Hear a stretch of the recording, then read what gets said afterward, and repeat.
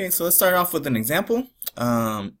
If you start to get confused, please look at the previous video that has all the introductions. You should probably look at both these videos a couple times to get a good sense of what's going on for hypothesis testing.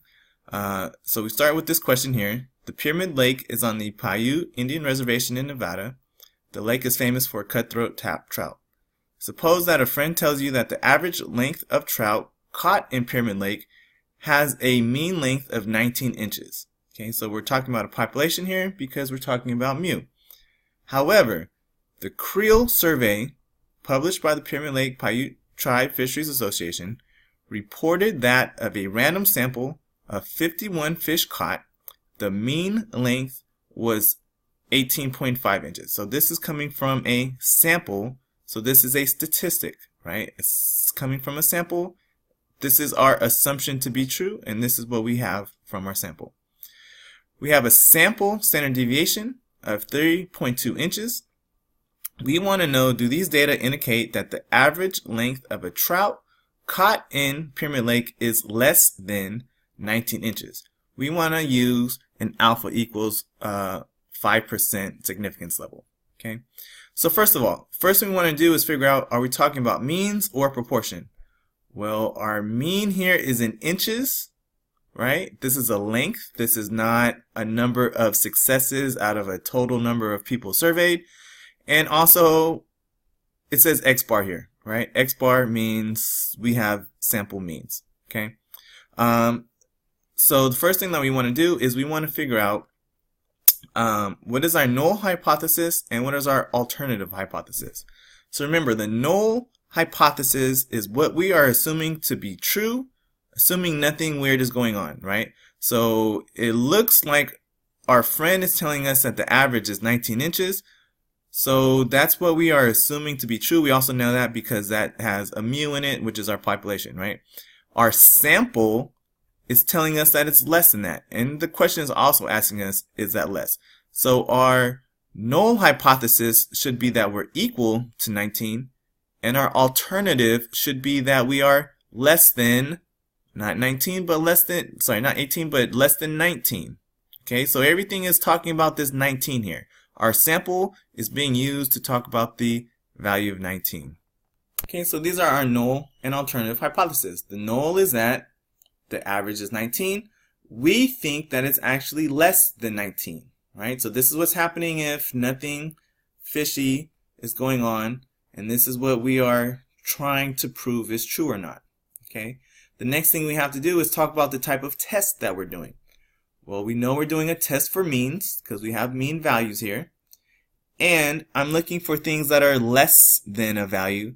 So when it comes to my distribution, I'm not looking for more than, which would be on the right. I'm looking for things on the left, which is less than. So this is a left-tailed test because small values are on the left. Right? So this is a left-tailed test for means. Okay, the next thing that we have to do is we have to verify the conditions for the central limit theorem. We need to make sure that since we are talking about means and how means are distributed, that we're using the central limit theorem, which talks about how means are distributed. Okay? So the first thing we have to do is talk about randomness. I know that this is random, one, because it's completed randomly. It's stated that it's a random sampling, but also because this is coming from a survey that is done by an official association, right? So this is done by researchers and they collected samples randomly. Okay, so I know that I have randomness because it's stated that the sample was randomly collected. The next thing I need is independence. Okay, I know that this is independent because 51 is a small sample size.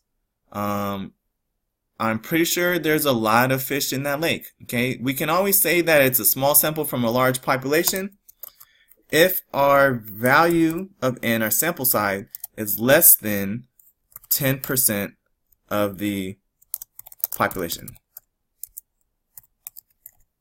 Okay, that's how we can, that whenever we have that, we can say we have a small sample. Okay, it has to be less than 10% of the population. I'm sure that, so what would be more than 10%? 500. I'm sure there's more than 500 fish in that lake. Okay. The next thing that we need is normality. I need to have either a normal distribution or an approximately normal distribution. Otherwise, I can't use the normal distribution to find probabilities. If I can't find probabilities, I can't find z-scores, I can't find my p-value, I can't do anything, right? I need to have a normal distribution or approximately normal distribution. I know that I am normal when my sample size for means is larger than 30, right? I have 51, which is larger than 30, and we can even put equals 51, which is larger than 30. So my distribution of means is approximately normal, right? If it told me that it was normally distributed, I would say it stated that the distribution is normal. It's not stated it's normal, but when we do the central limit theorem, as long as my sample is bigger than 30, it's pretty much normal. So that means I can use the normal distribution. Okay.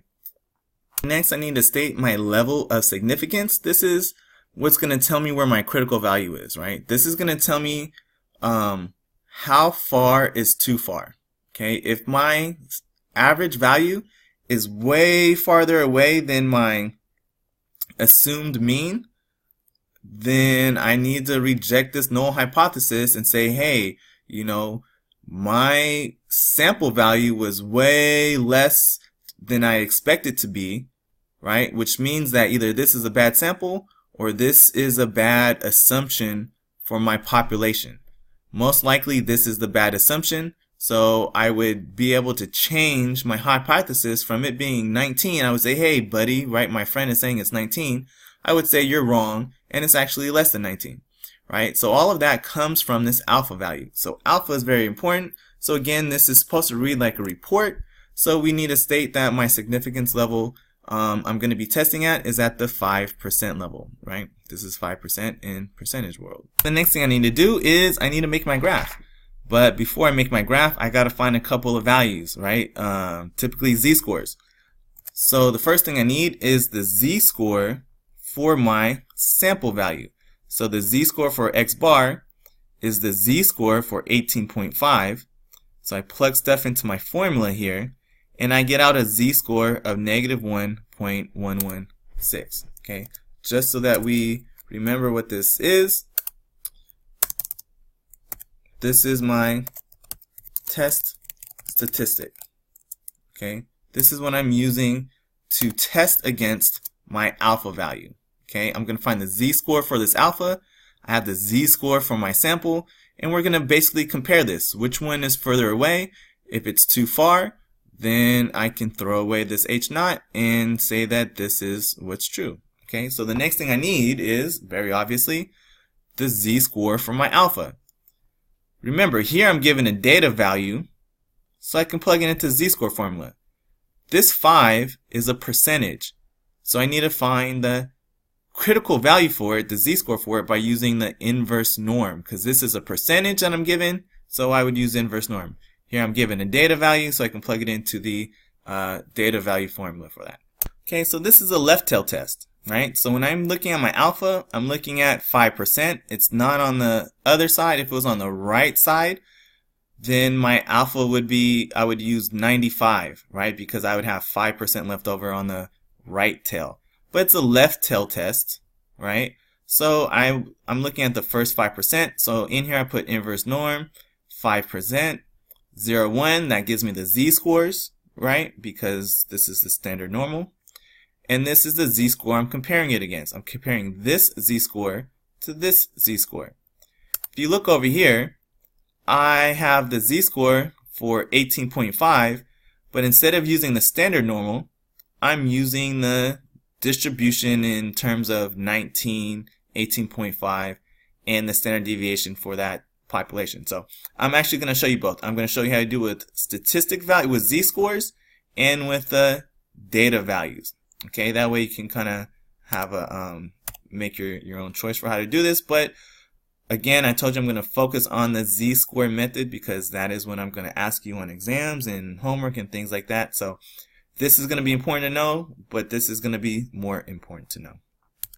Okay, let's look at the p-value, and then what we'll do is we'll skip to the graph and we'll look at the z-score for the alpha, the z-score for x bar, and this p-value all at the same time. Okay, but for right now, we are gonna look at how to calculate this value, and then we'll look at all of this stuff on the graph, because when we draw our graph, we should have all of these things there, right? So my p-value is the probability that I have z-scores less than the z-score that I have from my average value, right? This is the z-score, negative 1.116 is the z-score I get for my sample mean. I want to know what's the probability that I get other z-scores if I were to take another sample randomly that is less than the one that I got, assuming that the mean is supposed to be 19. So in order to do this, it's really straightforward. I'm looking at left tail, right? Things that are less than this. So I start at negative, very, very far away, up to my value, 0, 1, which is this value. We can actually do this with our data values. I said that I would show you how to do this twice, right? So if we do this using our data values, it will look something like this. Okay, so if I use my data values, right, my actual sample information, which goes with this thing right here, right, this z-score that I had, what I would do, well, I guess in this case we wouldn't actually use the z-score. Well, we would for the alpha, actually. We would compare our 18.5 to this z-score that we get for the alpha, which is fine. Okay. So what we would have here is the probability of getting a sample value less than 18.5, assuming that h0 is true, and I would use the normal distribution again, negative 10 to the 99, up to the value I got, right? This is its analogous z-score, but instead of 0 and 1, it's 19 and this standard normal. 33.2 divided by square root of 51 will get you 0.4481, and you'll get the same probabilities out. So you have two ways of going about it, and again, focus on these z-score methods because that's what we're going to be using. Okay, this value right here is the critical value that would go with this value that I had, and that's what we're looking at. I might actually have to change this a little bit, so I'll look at this a little bit in a second. But this should be 0.05. That is a mistake that I made, and I can fix that later. So this will be a slightly different value. Well, it's a z-score, so it'll be a data value. So I'll give you that in just a second. Okay, so a quick double check, and my value is right. I just in a rush I wrote this as 18.5, but the area is 0.05. This mean, this standard deviation, and this is the data value that you get that gives you this z-score. Okay, so let's look at the graph of this. Okay, so using our data values and not the z-scores, right? So again, I'll show you both. If I have a mean of 19 and my standard error 0.4481, my alpha value is 5%, and this is my rejection region. Anything in this red. So if my z-score, if my data value falls in this red, then I will reject the null hypothesis and assume that the alternative has to be true, right? If it lands over here, I will not reject my null hypothesis, and I will continue to assume that it's true, meaning that the mean is 19.